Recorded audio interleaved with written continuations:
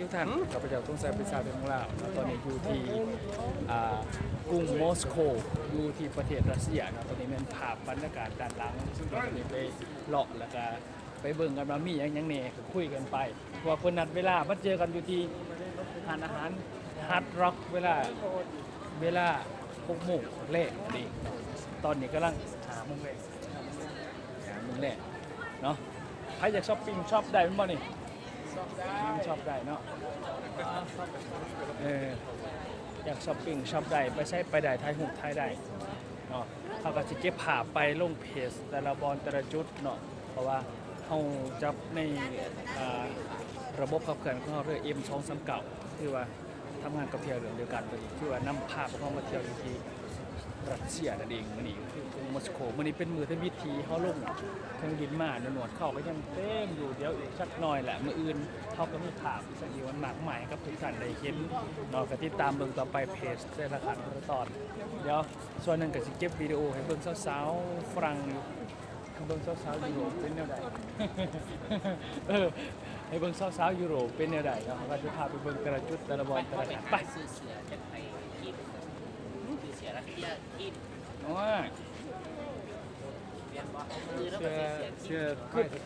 คือคือเดินเดียวก็คือซิมีบอลถือบ่นะไปยามไปก่อนไปเดี๋ยวจังไงเดินก่อนเนาะหาเที่ยวหาเบิ่งก่อนเพราะว่าจะได้กับ6 โมงอยู่นี่เนาะเขาก็ไปเก็บภาพบรรยากาศไปก่อนให้เป็นเย็นเป็นบอลเนาะเพราะว่าตัวนี้สำคัญเพราะว่าขั้นไปมันต้องมีภาพมีงานมียังให้กับเมื่อบานให้ทั้งทีมงานของเขาได้เบิ่งได้เฮ็ดนำฉะนั้นเฮาบ่ไปซื่อๆเนาะรอบหน้าเฮาก็พากันมาแต่การมาต่างๆต้องเพอร์เฟคต์สมบูรณ์ทุกด้านนี่คืองานของเขา